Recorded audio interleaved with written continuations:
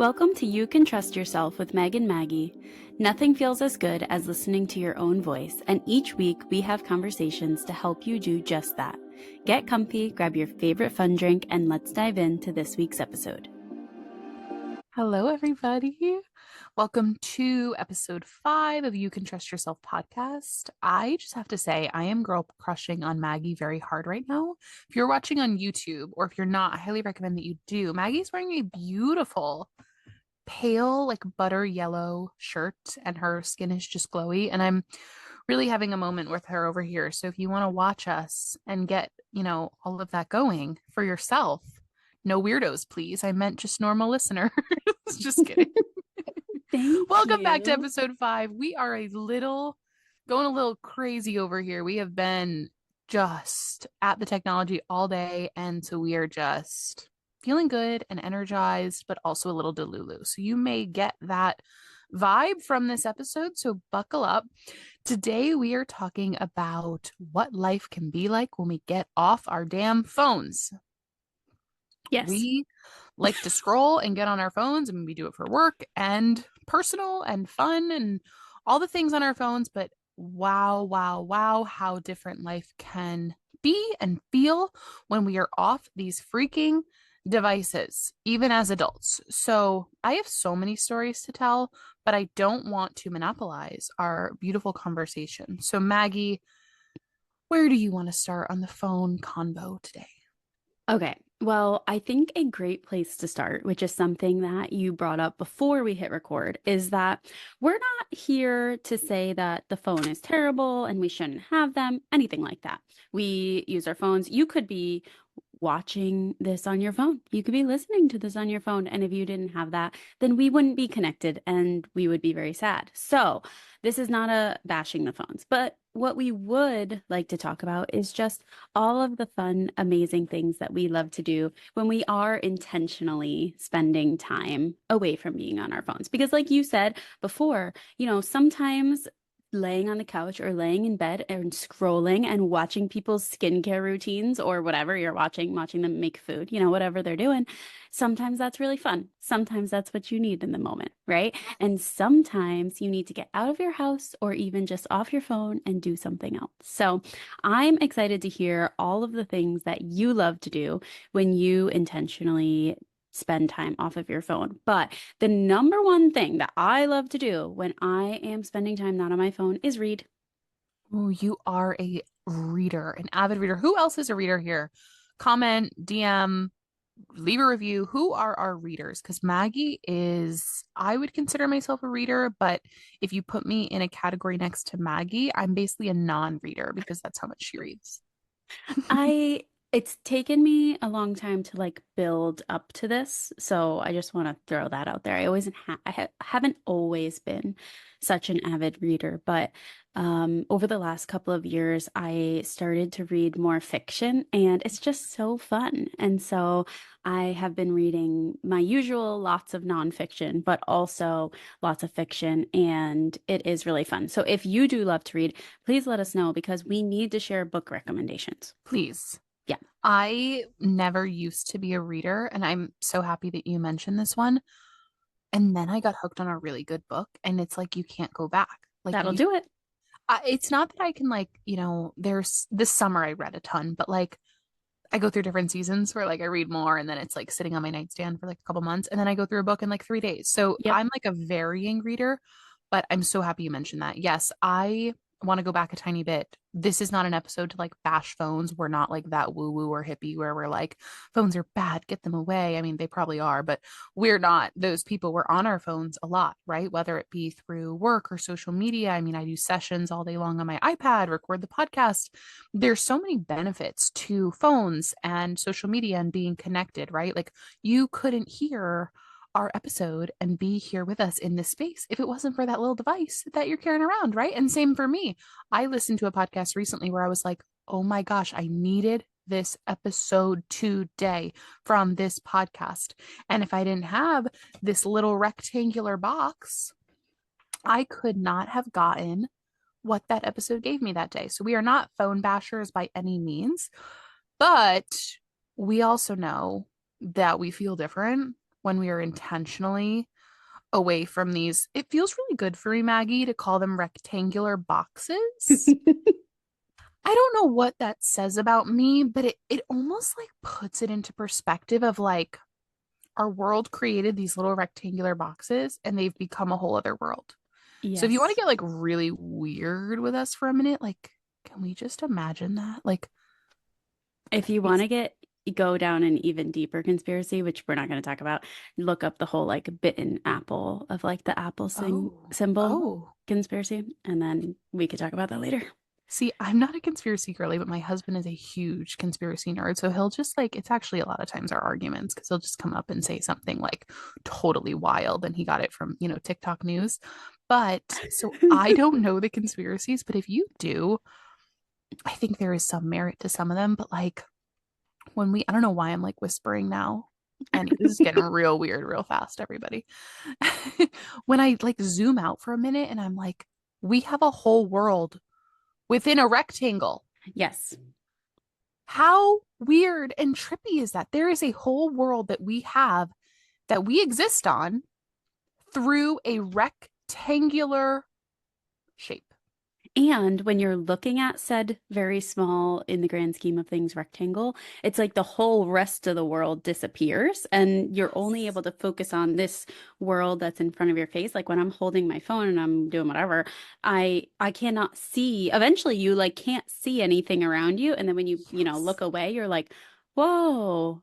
Oh, right. There's like all these things going on around me that Right. I was not even able to focus on because I was just look at Brady. If You you're looking at YouTube, you can see my Brady boy on here. But sometimes Isn't you it gotta just put it weird down. to think about? Yes. Like, this is a tangent. We go on a lot of tangents that we're like, oh my gosh, so sorry, everybody. Like, this may not have been a valid tangent. This is the most valid tangent I think that we've ever talked about. Of like, when you really put into perspective, I'm now holding up my phone too. Like, this little device is it is a whole world that we jump into and we get lost into. And then we look around and you're like, wait, where did time go? Space did not exist. Humans did not exist. I did not notice anything about this day. And wow, like it's really, so I'm so happy we're starting here because that's just like, if we think about it, I find a lot of joy in thinking of like the nostalgia of pre phones and what life was like. I obviously didn't know it as well as like our parents and grandparents and different generations, but like I remember being a teenager and not sure I would have my little track phone, right? And I could get a text message, but there was no escaping into a world. And Hmm. so I really like that we're going to approach this conversation from like there's so much power in escaping into that world or just participating in that world. It doesn't even need to be escape. You're participating in a world that exists virtually. How cool is that? How connected is that, right? You may come from an area or a family of origin where you're like, God, I want to connect with people who are so different than the people I know or the world that I know, right? These little rectangles allow us to do that. That's so freaking cool.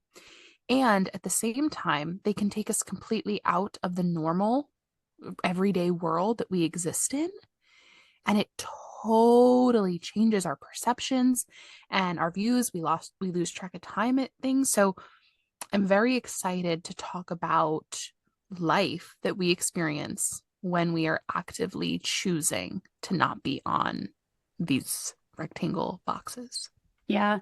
And what's so cool about this, and we're just gonna, share our most favorite things and try to keep it light and fun and not dive into too many like existential conversations here, Sure. aside from that initial one. But it's gonna look different for every person, right? Because we all have different things that we love and different things that we don't love. And I might enjoy hiking and you might not, and that's totally fine, right? And so I'm excited to just share ours, but just know that what you choose to do is going to probably look different. And that's beautiful and exciting and just as it's supposed to be. So I would love to hear, you were just telling me a story, Meg, about you going to watch a 5K.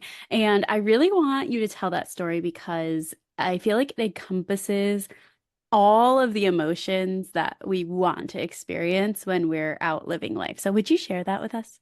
I would love to. So this past weekend, I tried like a little experiment more with myself where Friday, it was a very long like work week, just super on my phone connected, on the iPad, blah, blah, blah. And so by Friday, I was like power off, right? I put my phone in the under like the cabinet underneath my bathroom vanity like Nice. somewhere that I like don't go into too often. I like put my phone in there so it's kind of like out of sight out of mind. Turned it off on Friday and I was like, let's just try this, right? Like let's just try and turn it off. I didn't really give myself any like too harsh of parameters, like maybe pick it up the next morning if I wanted to a few hours later, whatever. For myself, though, I actually made it till Sunday morning very happily. I was actually a little like, I don't really want to turn it back on. And so on that Saturday, this past Saturday, I went to watch my mom do a 5K. And let me tell you, if there was a job, a professional job where I could be the cheerleader at the finish line for people running 5Ks, I think that I would quit this podcast with Maggie. I would quit therapy. I would quit everything that I love. No, I'm just kidding. But I would for sure be signing up to do that because let me tell you, I was not on my phone. I didn't even have my phone with me. So there was no way to really not be present, right? I got so much joy out of watching people's faces while finishing the 5K. There were people who this was like no big deal to them. And this was just like another race. And I felt so proud of them. There were people who you could tell had been training for this and struggling, and there was pain behind that finish line. And I cried multiple times during that experience. I cried like a baby. People were probably like, what is wrong with this girl? Like I was the only one crying, and it didn't matter. It was the best thing that I've ever experienced in my entire life. And I'm afraid that if I was there and my phone was present, I may not have experienced it the way that I did. I had no choice but to watch people and their expressions and be fully soaked into this moment. Whereas in the past, or if I had my phone, I may have been soaked into other moments at the same time and not have had the incredible experience that I had. Ugh, the just desire to dive into the deep side of this is so hard to resist. Someone's like, do it, let's get weird and existential. It's so hard to resist. Okay, just 1 minute. Okay, so a lot of times we do that. We are looking for that exact experience, this deep connection to other people. We want to feel something, right? We want to feel connected to others, and we turn to our phone to look for that feeling, where if we just turned the phone off, we would probably find it, right? Because we turn to our phone to look for that feeling, and 99% of the time we don't actually find it, right? We're just consuming things that don't actually make us feel something. So I love that. And I feel like that is, of course, not every single experience is going to go like that one did. But that is just such a beautiful reminder of what can happen, like you said, when we're fully present in a moment and we're not distracted and cutting ourselves in half to try to be present in real life and then be present to something else that's going on in this other world, right? So I feel like that's one of the biggest takeaways from that is like, how can we, and it kind of goes into what we were talking about last week too, of, this like urgency and needing to be everywhere all the time. It's like, how can we just slow down a little bit and just focus on one at a time? Yes. I love what you just said about like, it's almost like when you have your phone, sometimes it's like cutting yourself in half for experiences. It's like you're half there and half not there. That is how I feel so much. Like when I'm attached to my phone or I'm, editing a reel or finishing an email or writing a client's note and someone's talking to me at the same time, half of me is there and half of me is not there. And sometimes that's necessary, right? Like we got to multitask. It is what it is. But boy, does it feel good when all of us can be there, right? And so for this experience in particular, that feeling that we all deep down innately typically want of connecting with other humans and being present with one another, that's what that gave me. That's what that exchange gave me. They didn't even know I was there. No, I was there for my mom and she walked. No offense, mom. Love you. You did great. But like the runners who were running in and even the walkers who were walking and whatever it may be, I wasn't there for them. They didn't know who I was, but based on what they were doing, it inspired me and gave me that feeling, right? And so when we use that a little bit further, not just at 5Ks, we're all searching for that feeling. And a lot of times our phone can give it to us. I can't even tell you the amount of screenshots that I have, on my phone from something that inspired me on social media and, a recipe I really want to try or something I want to recreate. But that's kind of how I've evolved as a person now. Whereas in the past, I don't think that I was mature enough at the time when I first got social media to be like, okay, how can I dip into this world and dip right back out of it? Hmm. Right. So, can you talk a little bit about that, Maggie? Like, it's almost like a boundary with yourself and your rectangular box. Sorry, I'm going to go with that the whole episode because it's really putting things in perspective. Um, can you talk a little bit about what that looks like for you to like dip into this wonderful, cool, vibrant, colorful world um, of social media and phones and electronics and still hold yourself to know that your real life is outside of that world? Yes, I absolutely can. And the first thing I want to say, little disclaimer, is that I'm not always good at this. Mm, I am not always good at it. And I feel like I go through, to use your word, seasons of being better at it sometimes than others. And so when I am feeling really good at it, there are less parameters I need to put in place for myself to help. And mm, when I am not feeling as good at it, then I can put some parameters in place to really help me, right? mhm, So, some of those things for me that really help me maintain that sort of view of it, where this is a place I can go to receive XYZ, look for this, save that, whatever, get inspiration, and then come back out. Some of those things include like timers on the apps mhm, themselves, right? Like use the tech to your advantage, and it'll mhm, say, your time limit is up on Instagram today. And mhm. usually I'll say, remind me again in 15 minutes. However, Yes. however, I'm consciously choosing that at that point, right? And so if I'm going to consciously choose to keep scrolling, okay, at least I'm getting this like awareness of it, right? Mm, So that's one thing. And then another thing that I like to do that helps me not get too absorbed in my phone is, and I talked about this a little bit last week, is I actually have like 99% of my notifications off on my mm, phone. mhm, So I don't get notifications for really anything. There's a couple things that I get notifications for. One is phone calls, like any phone mhm, calls will come through, FaceTime, something like that. We have a Google Home app with cameras on the outside of the house, and I get mhm, notifications on that. Like if there's, it mhm, catches any movement. And that's actually, I think I think those are mhm, the only notifications that I have on my phone. And everything else, it just shows up with like, if I have a message, I'm looking at my computer right now, right? And on the bottom of my computer, it shows little message app and there's a little one. Like I know mhm, that I have a text message, but it's not like mhm, dinging someone texted you, probably your sister, mm, right? mhm. And if I had notifications on for every single time my sister texted me throughout the day, I'd get 875,000 notifications. We And love you, Amy I and love Liza. texting her, and I'm already gonna be on my phone enough that I don't need to know that someone texted me. I'm going to pick up my phone within the next hour. I guarantee it. So I don't need to know that someone texted me because I will know soon enough. Right? I will know. And that has been one of the things that has really helped me stay more present in the real world and not get sucked in for as long of periods of time on my Mm, phone because I'm not constantly like ding, ding, ding, pick it up, pick it up. I can put it down and then when I come back to it, everything is still there anyway. yes.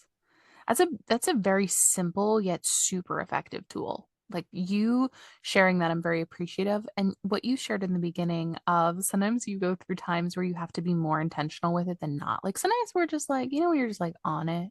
You're Hmm. just like doing the damn thing and you're like, I'm just not on my phone much, right? Like I'm going on walks, I'm, drinking my water. I'm just on my stuff. Hmm. That's me like half of the month, usually during follicular and ovulatory phase, if you're a woman. Correct. And And then the other half, then, the other half, I need parameters around myself because there's a chance that I could scroll for hours on end Yep. and be like, whoa, when did the sun go down? Right. Correct. So that is just, I remember, wait, funny story about the sun. So we were on our, I am not an early riser. Okay. And when I do rise, I tend to scroll and I'm not proud of that. But as soon as I wake up, I tend to, I'll drink a little water and then I kind of get on my phone and kind of hang out in bed on my phone for a while. And that's something that I don't love, but it's what I do. And we're keeping it honest here. It's something that I would like to change and grow and hopefully do less of, right? So we're on our honeymoon, and this is a time where I'm obviously not on my phone much, right? Because I want to be as present as possible. We're on an island, it's beautiful, blah, blah, blah. So, funny story about the sun, we're like getting up one morning before the sun, and I'm like, wow, it happened so fast. Like, how did the light just, it's so different here on an island. My husband goes, nope, that's everywhere. You're just never aware enough to see it. And I was like, wow, their sun here is so different. Like, this is so crazy. It happened in like a 15-minute span. And he's like, nope, that's back where we live too. You're just either not awake or on your phone. That's incredible. So that's a very like funny real life example of like, you just miss things. You can miss Yep. things a lot of times when we're sucked into our phone, right? And so we're not perfect at this, but I love those examples, Maggie. Some of the examples or tools, I guess we could call them like strategies, right? To help ourselves become more present, kind of like passively. There's nothing I love more than like a parameter or strategy you can put in place that kind of like runs itself. Do you know what I mean? Like you don't have to like, Yes, I do. can we talk about that for a minute? Like there's so many strategies in the world, right? I don't want to do more work than I already do. So if you have a strategy for me that requires me to do more work, I don't really want to do it. Agreed. There's sometimes where we have to, right? Like if we're actively working on something or blah blah blah, but like if you can just like put something in place that just kind of like naturally takes care of itself, like whew, is that helpful, right?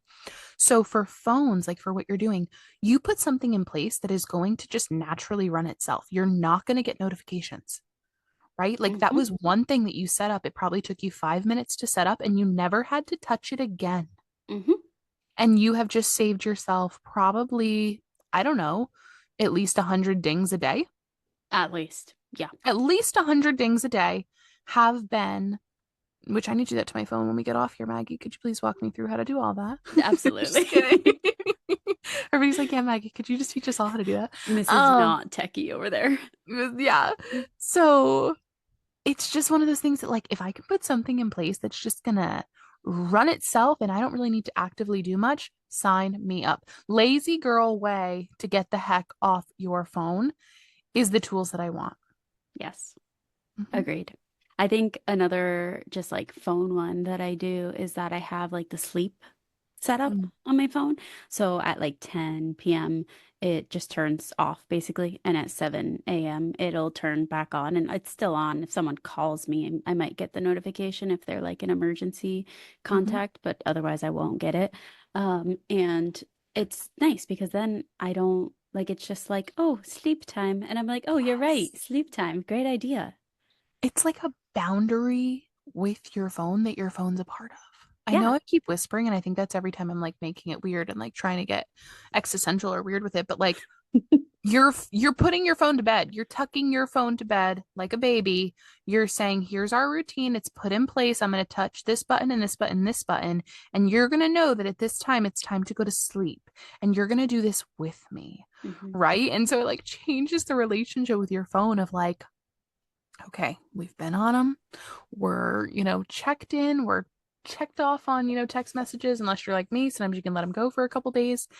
And it's time to go to bed. I freaking love that.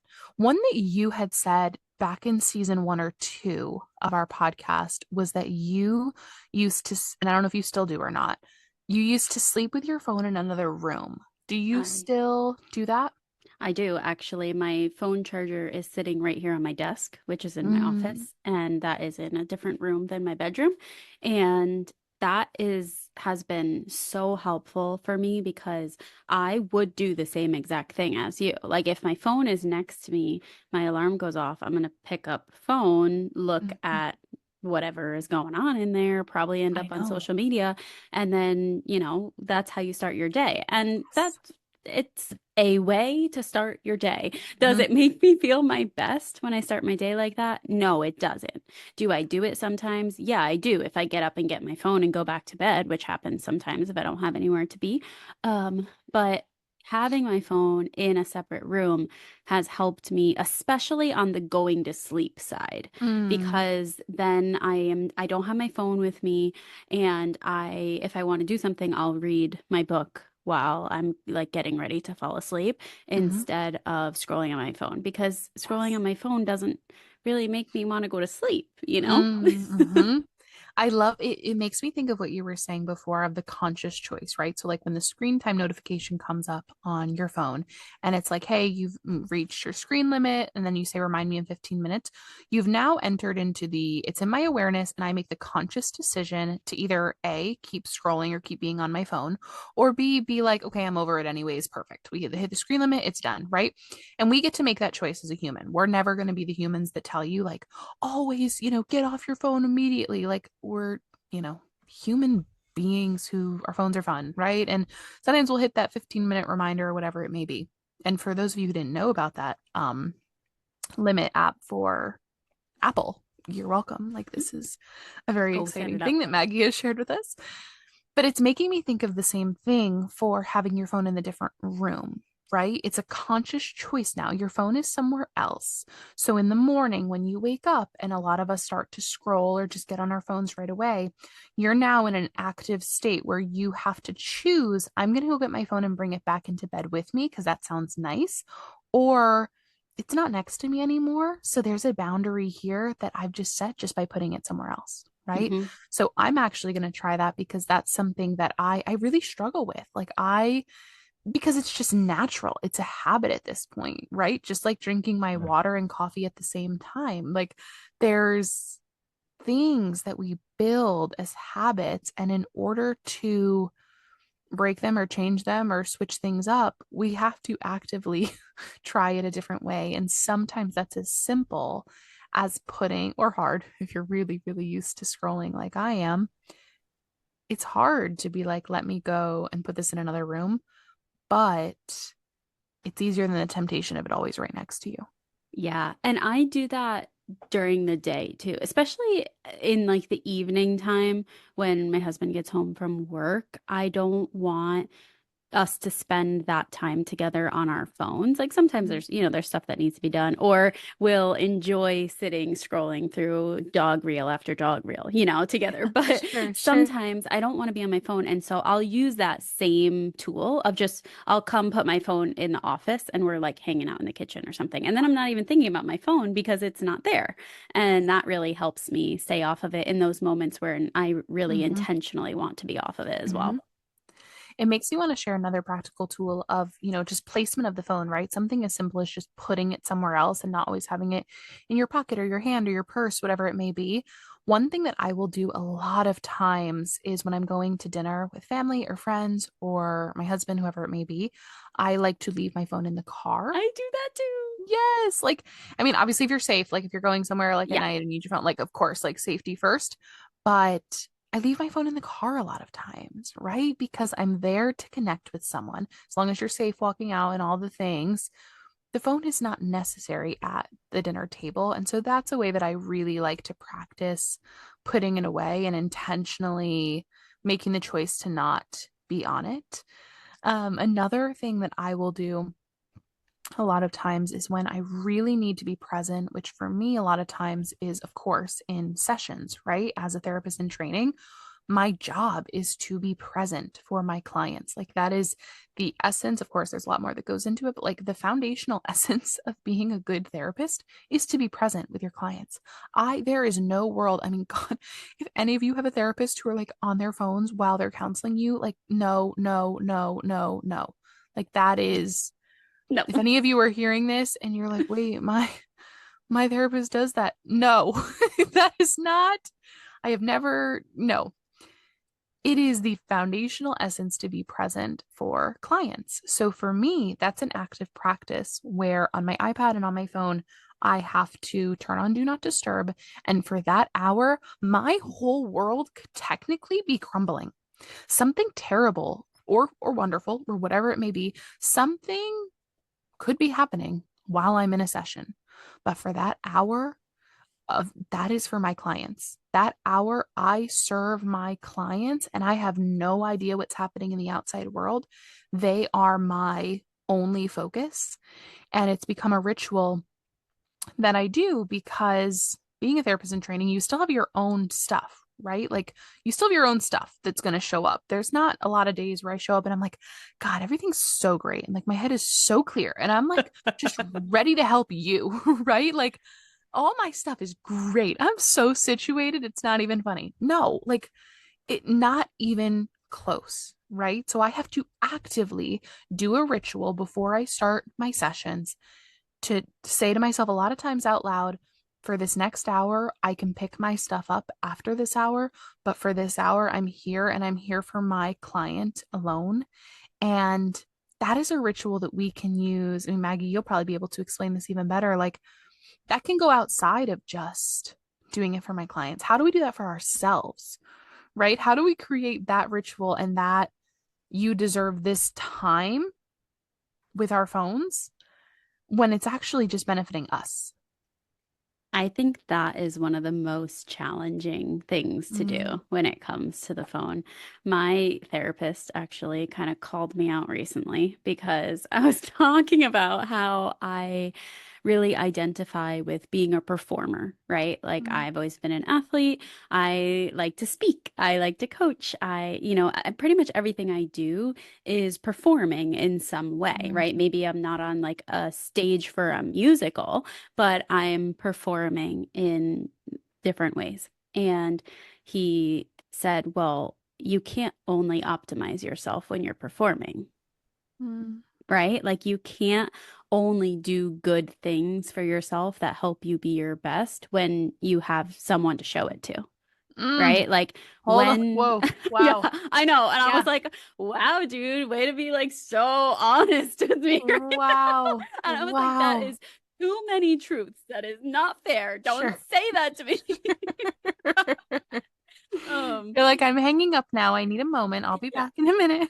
But I've been thinking about that since he said it because it's so easy to do these things that are good for us when we have to give to someone else or show Mm. up for someone else or show something to someone else or do it for someone else, right?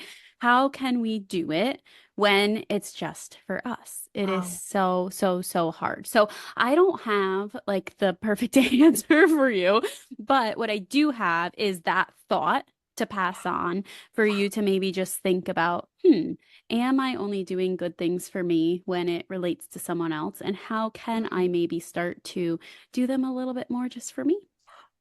Wow. That is a whew, that is a statement that can be applied to so much, right?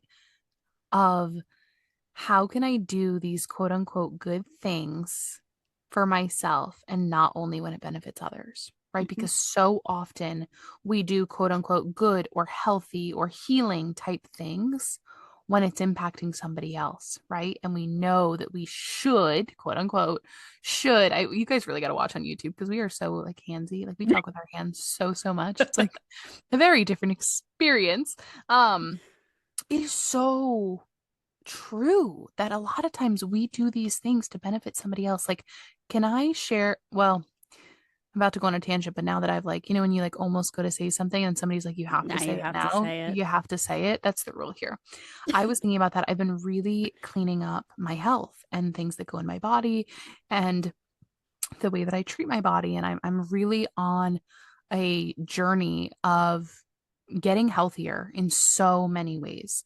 And I have to be honest that a lot of the reason why I was and am is because the next phase for me will most likely be trying to have a baby and conceive. And it brings up like this thought of like, why does it take another human being to make us want to clean things up or do things better? And of course, there's a part for myself and loving myself and all of the things, but it's a smaller part than that part. And I'm not proud of that necessarily. It's just honest. And it's just like Maggie said, I don't really have like, I'm never going to pretend to have something valuable to give to you when sometimes the value is just in our honesty of posing that question to you and that thought of what is it about us as humans that make us say, I'm going to make this change because it benefits those around me. Why is it not the same for ourselves and trusting ourselves to say, I'm going to do this act of putting my phone away because it benefits my mental health. It benefits my ability to be present. It benefits my experience in the world to watch the people go across the finish line at the 5K. That didn't serve the people at the 5K. I don't think they would have cared if I was there or not. But it impacted me and my experience and gave me so much joy because I was present with it. The existential question of the day has been presented in an episode where we were going to talk about light, fun things that we like to do Oh off my our phone. But gosh. you already know what you're going to get here. You already know. So if You you know, thought that's we so weren't going to funny. have a deep conversation, you should have known better from the beginning. Okay. You should have known better. Maggie But and I got on here and we were like, we're going to have a light, fun episode. She's in yellow, I'm in pink. And we're like, let's be like cool and fun and keep it light. And here we are, like so deep. Like these yeah. rectangle boxes are Mhm. so strange. Yeah. Sorry, Maggie, you were going to say something. It's okay. It is totally fine. So I hope that you leave this episode with maybe a couple new ideas for ways to spend a little bit less time on your phone, but maybe even more importantly, that thought of how can I do this a little bit more for myself?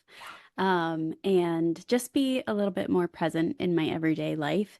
And it's okay if you don't have all the answers. Even just thinking about that question will help Mm, you start to do it more, and then you'll start to figure it out. yes. That is, I'm so happy you're leaving our listeners with that because there is so much power in just starting to think of another way. And I know we shame ourselves a lot and we're like, oh, we're procrastinating, we're not taking action, but I'm sorry, just the openness as a human being to think about doing something another way is half of it. Mhm. So if you're in a season of that in whatever it may be, right? Anything of trying to think, I think I might want to do this in a different way. I think there could be a better way to do this or a more loving way to do this or whatever it may be.